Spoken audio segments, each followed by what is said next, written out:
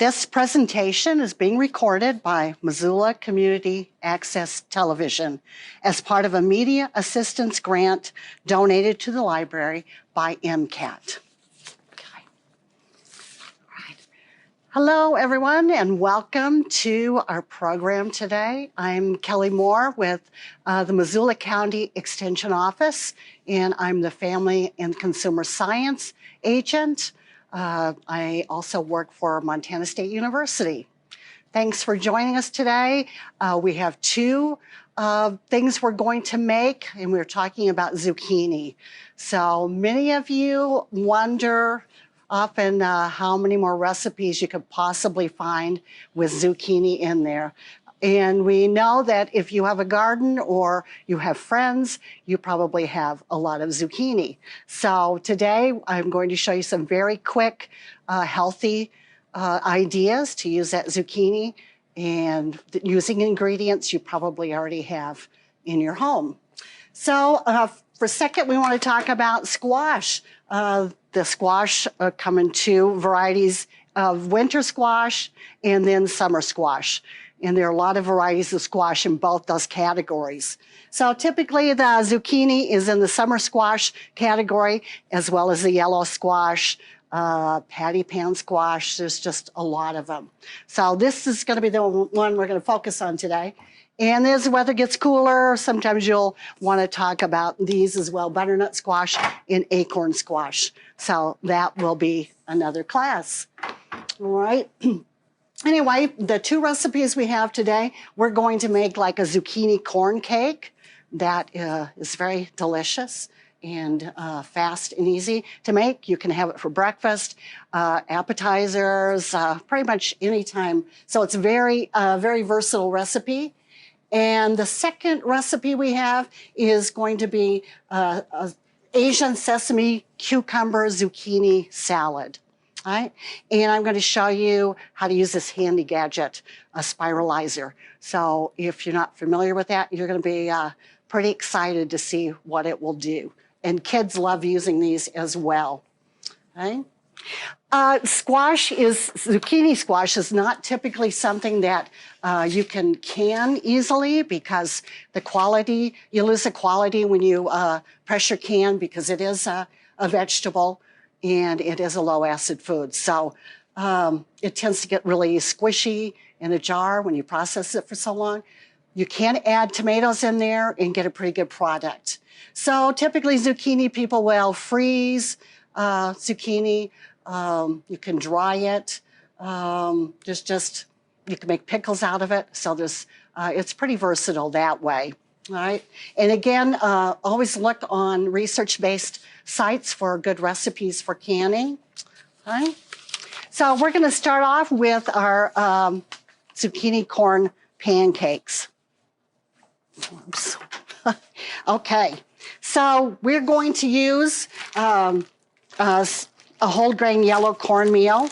And it's stone ground, so it's a little, not quite as fine as some of the cornmeal you find in a box. And I usually get this in bulk, so it's available at different stores, so you can look for that. This recipe has buttermilk in it, so buttermilk tends to make things a little more tender and really adds some good flavor. So that's what we're going to do there. All right. So I did bring this zucchini that we're going to grate.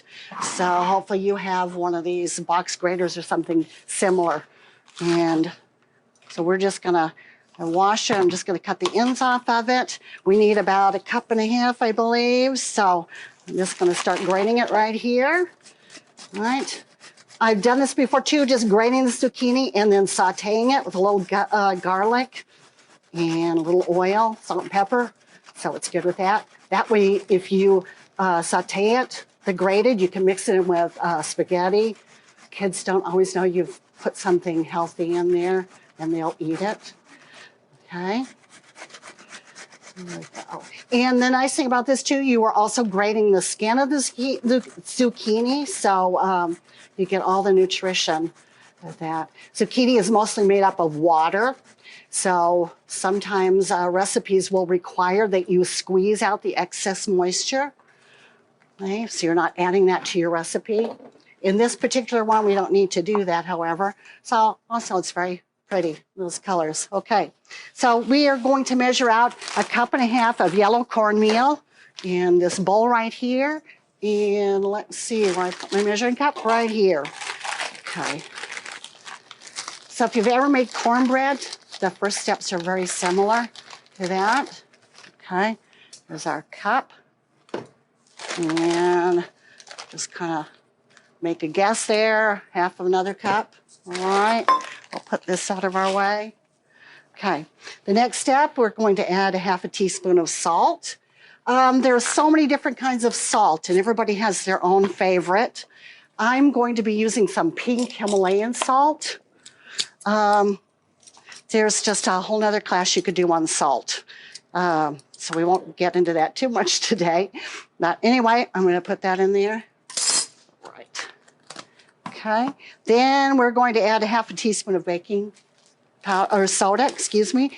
When you're using buttermilk, you will use baking soda normally instead of baking powder. Okay. I'm going to add that in. I already measured that out. Okay. Then we are going to add 1/4 cup of all-purpose flour. That's already measured out. All right. Okay, we're going to kind of mix that together there. All right, that's our dry ingredients. And now we're going to add our wet ingredients. So we need 1/2 cup of corn oil. Of course, there's a lot of different oils to cook with. Some are healthier than others. Or not corn oil, excuse me, this is peanut oil, isn't it? That adds some flavor. That's okay too. You can use either one of those. I've used olive oil a lot, but it will add some flavor you might not necessarily like in this product. So I recommend you use vegetable oil, the peanut oil, or the corn oil. Butter is one too that you have to be careful. It burns quite easily, so you want to always mix. If you're using butter, mix a little oil with that to keep it from burning. Okay, so let's do our 1/2 cup here.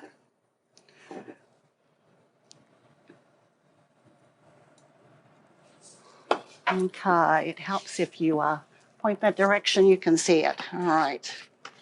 Okay, I'm going to put the wet ingredients together. So I'm going to put some buttermilk. We need 1 to 1.5 cups of buttermilk. I'm going to use a different bowl to mix that in so you can see it. All right.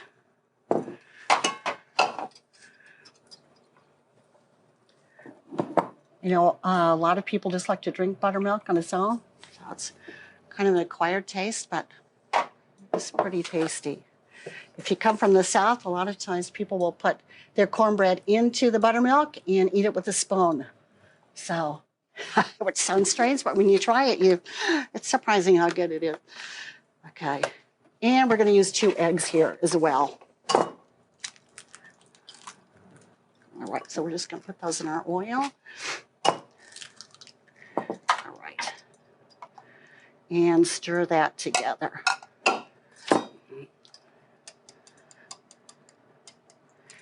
I used to do a lot of catering, so I learned to crack eggs very quickly. Oh, there we go. Okay, now we're just going to kind of slowly add that into our dry ingredients here. Stirring. Won't use a whisk. I'll use this right here. Just blend that in together. Okay. So this is how it's going to kind of look as you're stirring along. Get all the dry ingredients wet, but you don't want to overmix because that makes a really tough product. Okay, and in the meantime, we're getting our pan hot over there because we are going to kind of cook these like pancakes, all right? Only these are going to be savory because we're going to add the zucchini. We're going to also add a little bit of green onion. If you were very adventurous, you could add a little bit of jalapeno or another pepper. And I have fresh corn here as well that we're going to mix in there. Okay? So I will dump that in. And I just took an ear of corn and just took the kernels off. I'm gonna, actually these green onions, it's a little easier if you've got some scissors. You can just cut some pieces, but I'm just gonna chop a few here. Here we go. Right. Plus it adds some nice color in there. Okay. Now we're gonna put our zucchini in there and then stir it all together. Okay. All right, so come over to our pan here. We're gonna put a little bit of oil in there. I'm gonna use a little bit of the peanut oil. All right, and I'm gonna just add 1 tablespoon of butter in there. Again, that will keep the butter from burning, and that's gonna add some flavor. There we go. All right. We're gonna get a couple of these going, and then we'll go over to our salad over here.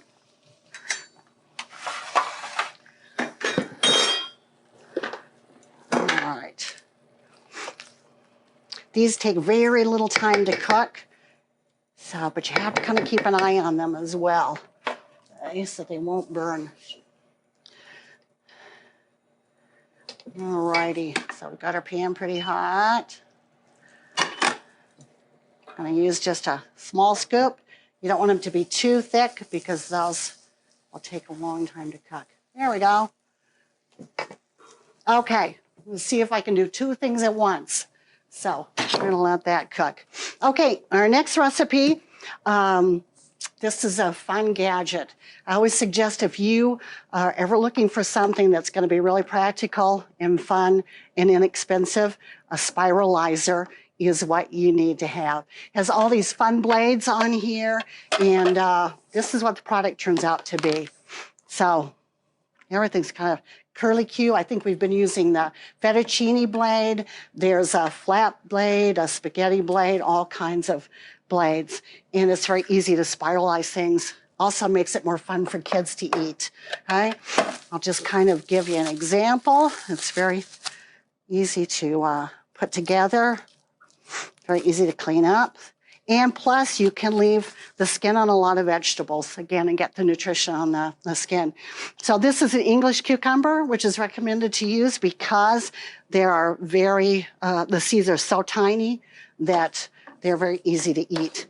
So I've put the spiralizer together. So we're just gonna put it here. And the thing is, you gotta just add a little bit of pressure there. Okay, we're using the Fettuccine blade. All right, and I'll just show you what happens. So I say kids love to do this because, so it's a good way to get them to help out and to eat healthier too. All right. I wouldn't use like a regular cucumber because the seeds, there's so much more water in them, so they're just not very successful to put through the spiralizer. So if you can see there, it just makes it really fun. All right. So a little healthier to eat other than pasta all the time. You can do this. Plus you get this very funny byproduct because it's the core of the cucumber. So there you go, this too, you can eat that. Makes kind of a nice little tree if you have somebody very creative in your household. All right, okay, I'm gonna walk over here, check our pancake, all righty? A lot of cooking is just judging by smell. It smells like it needs to be turned over, so we're gonna do that right now. Okay. Then we're gonna grab a plate when those are done. And then you can see how they look. Okay. I'm gonna do one more vegetable here so you can see how easy it is. We're gonna use a carrot. You don't even have to really wash in between because you're doing the same process for this other vegetable. Carrots I usually cut in half because they're so big and so long usually that they can't spiralize as easily. Okay, do the same thing there. Whoops, and sometimes they do fall off. So you just put them back on there. All righty. All right. So you kind of get the idea. Sometimes different vegetables are going to come through the spiralizer a little different. So then you might want to play around with it and try some of the other blades. This one's kind of breaking off a little bit. But I did do some earlier that kind of stuck together better. So, all right. And that's what we're going to use to make our Asian salad. Okay. I think this one's done already. So let's take that out real quick. Okay. So anyway, that's what your pancake looks like, which looks pretty yummy. Right? So that's kind of a different take on breakfast. I've had these with maple syrup. That's good too. I've had them with salsa, like a fruit salsa. It was really good. So we'll be making more than just one. Okay. So the recipe, and you will have access to those later on. I think we've used 2 carrots, 2 English cucumbers, and the rest are just pretty simple ingredients that you would have at home, and a few spices. The one thing that you might not typically keep in your pantry, these are black sesame seeds, and they add some nice color. We're used to seeing sesame seeds in a lot of Asian dishes. The recipe calls for toasting them. They burn very easily, so for today's program, we're just going to put them in, and they work fine that way as well, okay? So let's take some of our vegetables here, and we're adding zucchini as well. Now, when you get this recipe, you might not see that zucchini is listed, but that's the nice thing about a recipe, because you can kind of add something and make it your own, which is what I have done, okay? So sorry to the person who came up with this recipe, but that's okay. That's the fun part of cooking. You can kind of change things up a little bit. All righty. So I kind of measured this out earlier. Like you see, you will get some funny things from the spiralizer. Here's the part of the cucumber that did not go through. So again, if you have somebody very artistic, you could make like an edible little forest somehow. Okay. There we go. So we've got that right there. Okay, I'm going to grab a knife over here, which is, looks like we're messy cooking here, but it does take a lot of ingredients. I'm going to turn that over. Okay, we're going to use a lime for this, and the reason why I have a fresh lime is that you also need to zest some lime.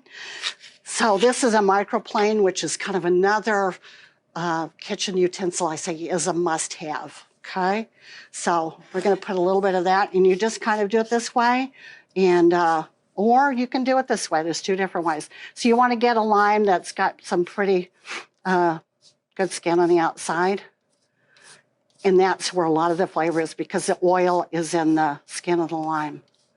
Okay, and then it comes out there. You just tap it, and you're good to go. Now we're going to use some juice out of there. Okay. All righty. We're going to wipe our bowl out here. Okay, just a little oil in there. All right. And then we're going to use some rice vinegar, and it's really important you use this product instead of just a regular vinegar. It's a little different flavor. It's a little more sweetness to it, and you'll notice the difference, okay? So also this recipe calls for some cilantro. If somebody in your household does not like cilantro, that's okay, you can leave it out. I just happen to like it in there. Okay, so we're gonna use a tablespoon of freshly squeezed lime juice. This is another product that one of my favorite things, a little tool, a little wooden juicer. So just do that, and then you don't leave any juice behind, okay? All right, now we're gonna add a little bit of honey. All right, and I just kind of, we could measure. When you do this the first time, I suggest you do measure. I've made this so many times, I'm just going to kind of eyeball it, okay? That's the thing about honey. It takes forever to come down here, doesn't it? If you want to set it in a little warm water, I would not suggest microwaving it to get it out, because sometimes the bottles will melt. Okay, and that's not the way you want the honey to come out. There we go. All right. The other product we're going to use is toasted sesame seed oil. The label's coming off, so you can tell I've used it a lot. It adds a really nice flavor as well. Okay. Next time I will turn the honey bottle over so it won't take so long. We'll just take the top off. We'll see if that'll work. Okay. Helps to have a little whisk too. Whenever I travel, I always buy some local honey because it's amazing the different flavors of honey, depending on what what their food source is. Okay, there we go. Alrighty. So we've got about 2 tablespoons of honey there. All right. We're going to add about 2 tablespoons of rice vinegar. Okay. And 1 teaspoon. This stuff is pretty potent, so you want to be really careful that you don't overdo it or you will have kind of an off flavor to it. So it's going to rise slowly. All right. And we're going to need some salt again. It's right here. About 1 teaspoon of salt in there. All right. And our black sesame seeds. This calls for about 1/2 teaspoon, so that's really not very much. They tend to be a little crunchy at first, but the longer you let the salad set, the softer they get. And plus, it makes the salad taste better as well. All right. And also a little red pepper flakes. Not too much, just enough to add a little spice there. Okay, so now I'm just going to pour this over the salad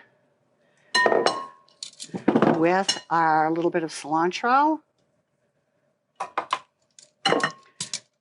Okay, so just as simple as that.